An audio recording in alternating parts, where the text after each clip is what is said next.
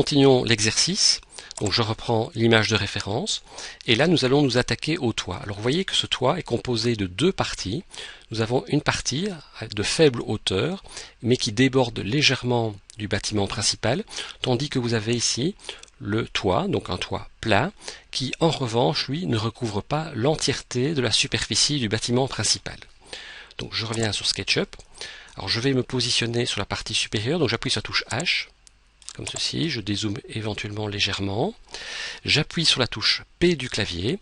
Alors cette fois-ci, nous n'allons pas directement tirer. Nous allons d'abord appuyer sur la touche CTRL du clavier, une fois, c'est suffisant, donc CTRL, ou si vous préférez, c'est la touche CTRL qui se trouve normalement sur votre clavier dans la partie inférieure gauche, donc CTRL, et aussitôt vous avez à droite du curseur, vous avez une flèche rouge et vous avez un petit plus. Si vous n'avez pas le petit plus, donc il faut appuyer sur la touche CTRL. Donc vous voyez, si j'appuie sur la touche, il disparaît, et j'appuie à nouveau sur CTRL, il réapparaît. Donc le petit plus noir apparaît, là je vais cliquer sur le bouton gauche de la souris, et là en fait, avec ce petit plus, nous créons une deuxième partie à notre bâtiment, un deuxième rectangle si vous préférez, même s'il est collé au premier. Alors ici nous allons faire un rectangle de 10 cm, alors peu importe la valeur, par exemple je lâche ici, et je tape 0,10 sur le clavier, j'appuie sur Enter. Nous allons nous occuper maintenant de la seconde partie du toit. Alors là, nous allons travailler un peu à l'œil. En effet, nous n'allons pas indiquer des dimensions exactes. Et là, nous allons créer un rectangle. Vous appuyez sur la touche R du clavier.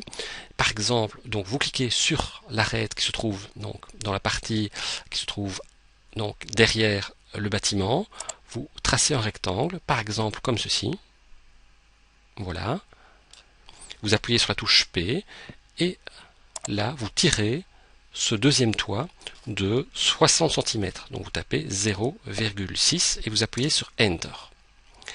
J'en ai presque terminé avec le toit. Nous allons le faire ressortir légèrement. Vous appuyez sur la touche P. Vous sélectionnez cette surface-ci, cette face-ci.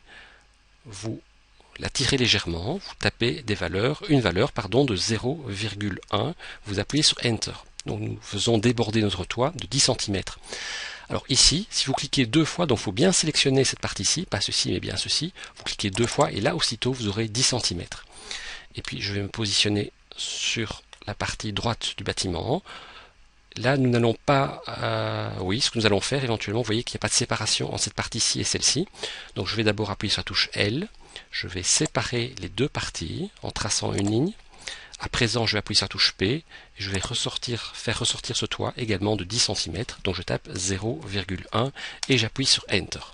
Alors éventuellement, plus tard dans l'exercice, nous allons un peu fignoler la forme de ce toit, mais pour l'instant, c'est suffisant. Maintenant, nous allons nous occuper des deux niveaux, donc à savoir le rez-de-chaussée, le premier étage, ainsi que la terrasse qui se trouve ici. Donc je reviens sur SketchUp, je me repositionne comme ceci, je vais peut-être me positionner plus de cette façon.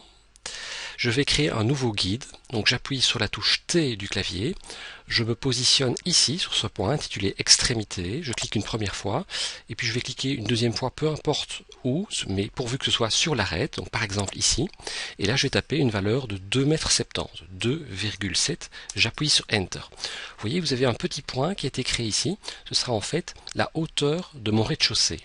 Alors je vais maintenant appuyer sur la touche L, donc la touche ligne, la fonction ligne plutôt de SketchUp, je clique sur ce guide et je vais en face en ayant toujours l'axe vert bien visible, donc pas comme ceci, vous restez bien comme ceci, et lorsque vous arrivez en face sur l'arête, vous cliquez pour créer cette ligne-ci qui va séparer donc le rez-de-chaussée du premier niveau. Alors à noter que si nous reprenons l'image ici, nous avons donc une terrasse, alors nous allons ici avoir une hauteur on va dire de 15 cm peut-être, donc j'appuie sur la touche H, je me rapproche de cette ligne-ci, j'appuie sur la touche T et je crée donc une hauteur de 10 cm à partir de ce point. Je clique une deuxième fois, je tape 0, je vais plutôt taper 15, tiens, 0,15 cm, j'appuie sur Enter et vous voyez vous avez un deuxième point qui a été créé. J'appuie sur la touche L et je crée une seconde ligne. Alors vous voyez ici nous n'avons pas en vision l'arête qui se trouve en face, donc il suffit simplement de dézoomer. J'appuie éventuellement sur la touche H, donc je reviens sur la touche L et nous restons donc bien sur cet axe vert. et là je vais en face comme ceci. Lorsque j'arrive sur l'arête, je clique pour avoir donc l'épaisseur ici de ma terrasse.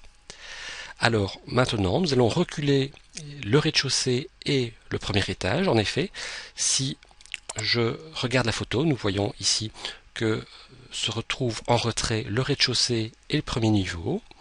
Alors nous estimons que ce retrait peut-être est de 2 mètres. Donc je reviens sur SketchUp, j'appuie sur la touche P du clavier, je sélectionne cette face-ci et je pousse, peu importe la valeur, vous relâchez, et là je vais taper 2 sur le clavier, j'appuie sur Enter, et donc là nous avons un recul de 2 mètres. Pour le premier niveau, il suffit simplement de cliquer 2 fois rapidement, comme ceci, et nous avons donc les 2 niveaux qui ont été créés. Nous poursuivons la réalisation de cet exercice en nous occupant à présent du deuxième bâtiment, une sorte d'annexe qui se trouve ici. Alors nous allons peut-être modéliser cette annexe de façon un peu différente. Alors vous allez voir, donc je reviens sur SketchUp. Nous allons estimer la largeur de cette annexe à 5 mètres. Donc je vais un peu zoomer sur cette partie-ci. J'appuie sur la touche T du clavier, je crée un premier point, donc un premier guide en cliquant sur la valeur extrémité. Et puis je crée un second guide, peu importe où ici, par exemple ici, il aura une valeur de 5 mètres. Donc j'appuie sur la touche 5 du pavé numérique du clavier, donc 5, et vous appuyez sur la touche Enter. Alors normalement, ce point a été créé ici. Alors il faut parfois être très observateur, mais en fait il est là, vous voyez. Donc il faut un peu le chercher. Donc à partir de ce point qui se trouve ici, donc en fait il y a 5 mètres de distance entre le premier guide et le second guide.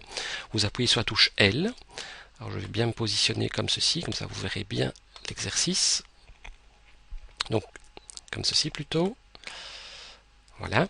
Donc à partir de ce point-ci, je vais tracer une ligne en ayant toujours bien l'axe bleu. Donc je ne veux pas un axe d'une autre couleur, bien l'axe bleu. Et lorsque vous arrivez comme ceci au plafond, vous cliquez et vous avez bien une ligne droite. Alors cette partie-ci, nous allons évidemment la tirer. Donc vous appuyez sur la touche P du clavier. Alors, vous la tirez d'abord une première fois ici, comme ceci. Vous appuyez sur la touche L du clavier.